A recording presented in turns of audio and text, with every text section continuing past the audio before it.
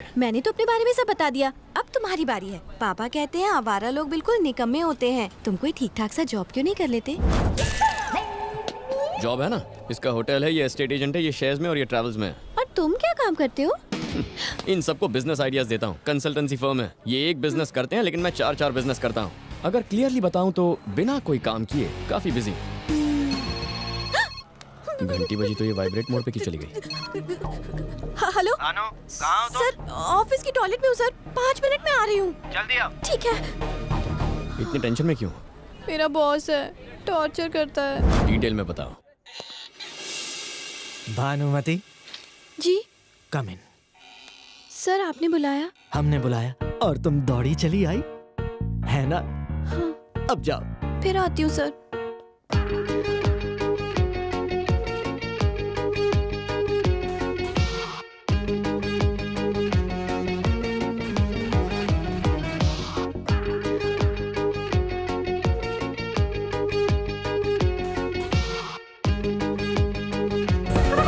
Accountant से लेकर peon तक का काम वो मुझसे करवाता है। दिन रात फोन करता है, मैं कहाँ हूँ, क्या खाना खाया, क्या ड्रेस पहनी, रात के सपनों के बारे में भी पूछता है। ऑफिस का काम मुझसे घर पर भी करवाता है, पर क्या कर सकती हूँ, मैं वर्कहॉलिक हूँ ना, काम तो करना ही पड़ेगा मुझे। वर्कहॉलिक नहीं, तुम पे चांस मार रहा है।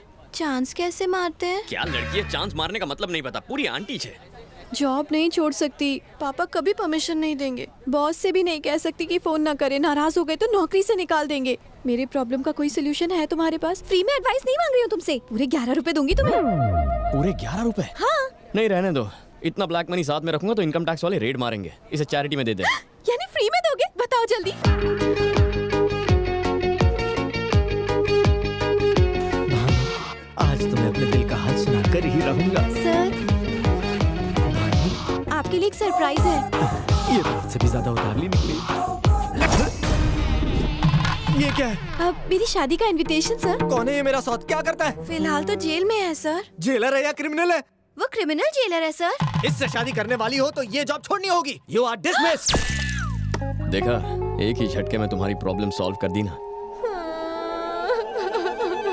अब तो प्रॉब्लम और भी बड़ी हो गई है। मंथ एंड में पापा सैलरी के बारे में पूछेंगे तो क्या कहूँगी? भानुमति, तुम में अकल बिल्कुल नहीं है।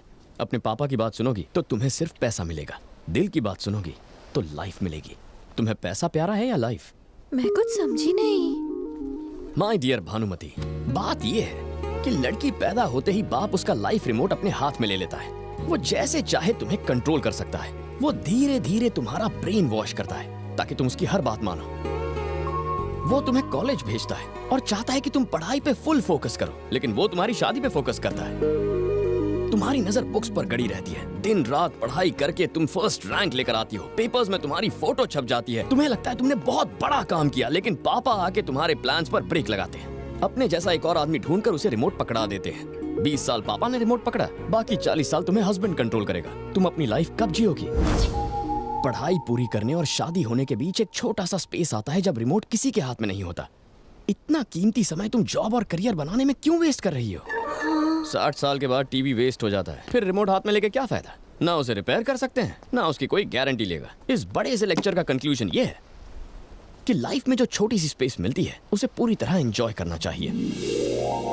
सो what I am trying to tell you, and not only you but all the girls, is enjoy your life यार। एंजॉय करने के लिए मुझे क्या करना चाहिए? सबसे पहले ये चश्मा फेंक दो। अने आ चश्मो पेरी में।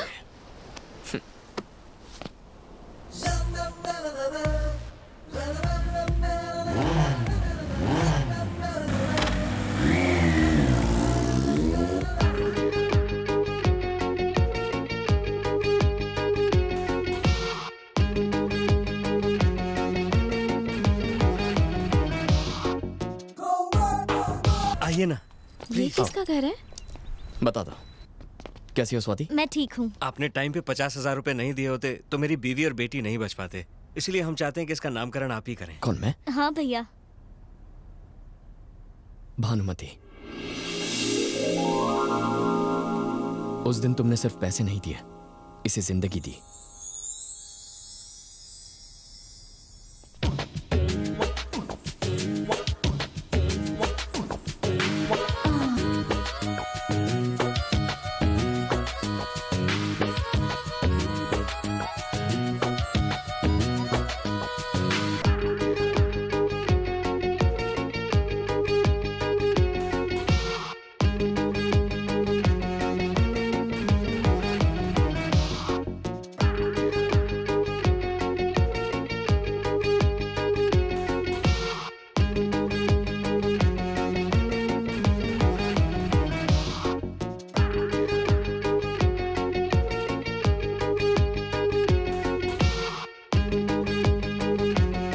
ओ भानु, इतने महंगे कपड़े पहनकर कहाँ जा रही हो?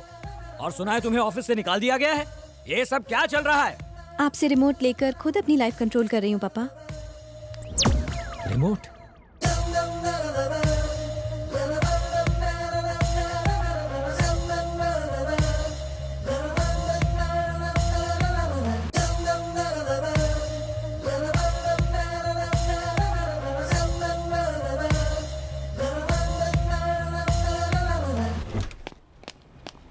आशु नाटक छे। सॉरी।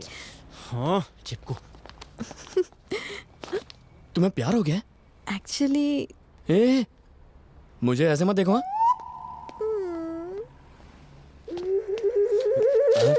हैप्पी बर्थडे गजा। आज गजा भाई नो बर्थडे छे, तो फिर मैं यहाँ क्या कर रहा हूँ?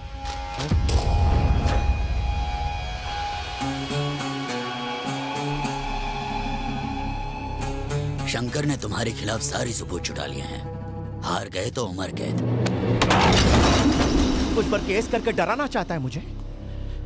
25 सालों की दोस्ती, 10 सालों की रिश्तेदारी। इसे देखो, अपनी बहन से शादी करवाई थी मुझसे। 5 साल पहले जब मैं और शंकर बिजनेस पार्टनर्स थे तो एक छोटी सी गलती हुई थी मुझसे सॉरी कहने को कहा और मैंने साफ इनकार कर दिया।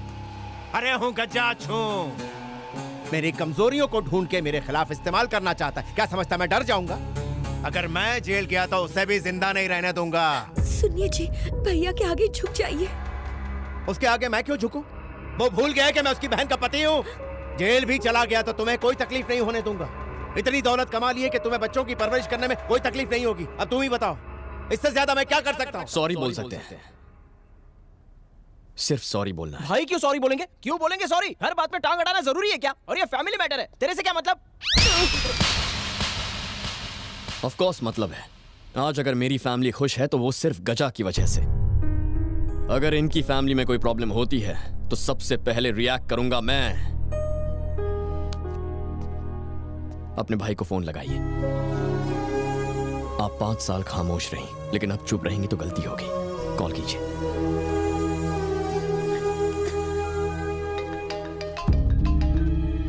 हेलो भैया,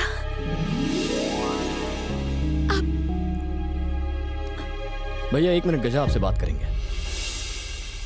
बात कीजिए। बच्चों की परवरिश के लिए प्रॉपर्टी या पैसे की जरूरत नहीं, उन्हें बस उनके पापा चाहिए। माफी मांगने से गजा की हार हो सकती है, पर एक बाप की जीत होगी। सॉरी कहने में ही सबकी भलाई है।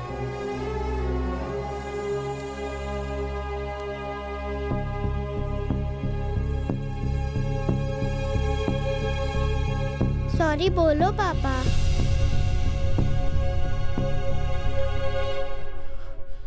सॉरी शंकर।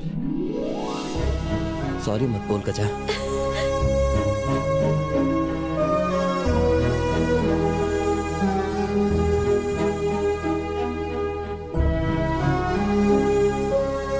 हैप्पी बर्थडे गजा। ये भाई के कुछ ज्यादा ही पास आ रहा है। वो पास नहीं आ रहा है, तुम दूर जा रहे हो। अरे 5 साल की टेंशन को तुमने 5 मिनट में सॉल्व कर दिया।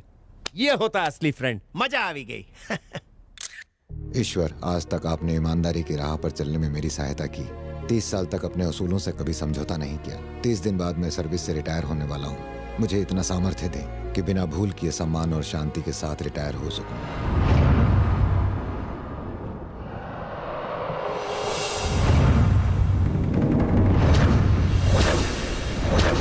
मॉल का कंस्ट्रक्शन रुक गया, ये मिनिस्टर साहब को कैसे बताऊं? मिनिस्टर साहब का फोन है सर।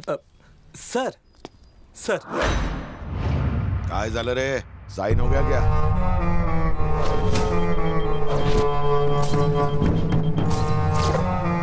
नारायण मूर्ति।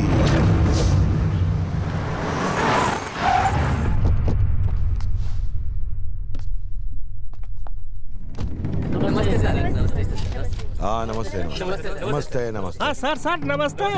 पेट के अंदर खजाना छुपा है क्या? खाए हैं। इकडे नारायण मूर्ति कुठे आहे? आइए सर मिनिस्टर साहब आए हैं। मिनिस्टर साहब, सर नमस्ते सर। आपने क्यों तकलीफ की? मुझे बुला लेते। बैठिए बैठिए सर। सर आपकी फाइल ये रही। अब तो साइन करना ही पड़ेगा। हाँ sorry, 1 minute sir. Sir actually approved plan के अकॉर्डिंगली बिल्डिंग की हाइट 50 मीटर से ज्यादा नहीं हो सकती, लेकिन आपकी बिल्डिंग की हाइट 80 मीटर है। कॉमन एरिया में 40% स्पेस चाहिए, पर अभी 20% से भी कम है। सेटबैक एरिया 6 मीटर होना चाहिए, आपने 2 मीटर से भी कम रखा है। आप खुद चेक कर सकते हैं सर। मॉल के वेस्ट साइड में एक स्कूल है और ईस्ट में पेट्रोल पंप है, साउथ में एक हॉस्पिटल है। बिल्कुल सेंटर में है ये, मॉल के लिए जबरदस्त। भगवान ना करे कल को कोई फायर एक्सीडेंट हो जाए तो फायर ब्रिगेड के व्हीकल्स के लिए जगह ही नहीं मिलेगी। एक तरफ पेट्रोल पंप है, स्कूल है जहाँ हजारों बच्चे पढ़ते हैं, मॉल में भी हजारों लोग आएंगे। कल कोई एक्सीडेंट हो जाता है तो लोगों की जान जा सकती है सर। इतने सारे प्रॉब्लम जानने के बाद मेरा साइन करना गलत होगा। काय बोल तो इतने प्रॉब्लम है तो फिर ट्रैफिक ने, पुलिस ने, अर्बन डेवलपमेंट डिपार्टमेंट ने बिना देख के साइन कर दिया क्या? मैं भी साइन करूं क्योंकि उन्होंने गलत काम किया है। अरे डोका फिर ले गए तुझे। खुद को सुप्रीम कोर्ट का जज समझता है या फिर बिल पास करने वाला प्रेसिडेंट है? आफ्टर ऑल तू एक सरकारी नौकर है। चल सही कर। I am really sorry sir. आपने मुझसे कहा, दूसरों ने साइन कर दिए, अब मैं कुछ कहता हूँ। एक ऑफिसर इलीगल काम करता था, उसने बेकार स्कूल बसों को चलने का परमिट दिया। ब्रेक फेल होने से उन बसों का एक्सीडेंट हुआ, सैकड़ों बच्चों की जानें गईं। एक्सीडेंट में हुई मौतों का असली जिम्मेदार वो ऑफिसर है जिसने परमिट दिया। क्यों? किसी ने कुछ पैसों से उसका साइन खरीदा और उसने बच्चों की मौत पर साइन कर दिया। अंग्रेजों के राज में बने हुए कई पुल आज भी वैसे ही खड़े हैं जैसे वो सैकड़ों साल पहले खड़े थे, लेकिन हमारे करप्ट बिल्डर्स के बनाए हुए पुल बनने से पहले ही गिर जाते हैं। क्यों? क्यों होता है ऐसा? उन बेईमानों की वजह से जिन्होंने ईमान बेचकर साइन किए। सरकारी अधिकारियों के साइन को कभी कम मत समझना सर। अगर सीधे शब्दों में समझाऊं तो चाहे किसी के जन्म का प्रमाण पत्र हो या किसी के जिंदा रहने का प्रमाण पत्र, चाहे किसी के मरने का ही सत्यापन क्यों ना करना हो, उसके लिए एक सरकारी अधिकारी का साइन चाहिए होता है। जिसका मतलब है एक साइन की अहमियत तय करती है कि किसी इंसान का पास्ट, फ्यूचर और प्रेजेंट क्या होगा। एक सरकारी अधिकारी का साइन उस सरकार से कहीं ज्यादा बड़ा होता है जो हर 5 साल में बदल जाती है, लेकिन उस साइन का महत्व हमेशा रहता है। कानून जनता के लिए बनाए जाते हैं, न कि आप जैसे कुछ लोगों के लिए। 23 साल की ईमानदारी को आपके लिए नहीं छोड़ूंगा। नमस्ते, चले जाइए यहाँ से। तू जानता है किससे बात कर रहा है? तुझे पता है तू किससे बात कर रहा है? 25 साल से पॉलिटिक्स में हूँ, लेकिन इतना ईमानदार ऑफिसर आज तक नहीं देखा मैंने। कितना सॉलिड समझाया कि साइन क्यों नहीं कर सकता। अब यह हमारे कमीनेपन पर निर्भर करता है कि इसे साइन कैसे करवा ले। ये साइन करेगा? जरूर करेगा। परत भेटूया साहेब।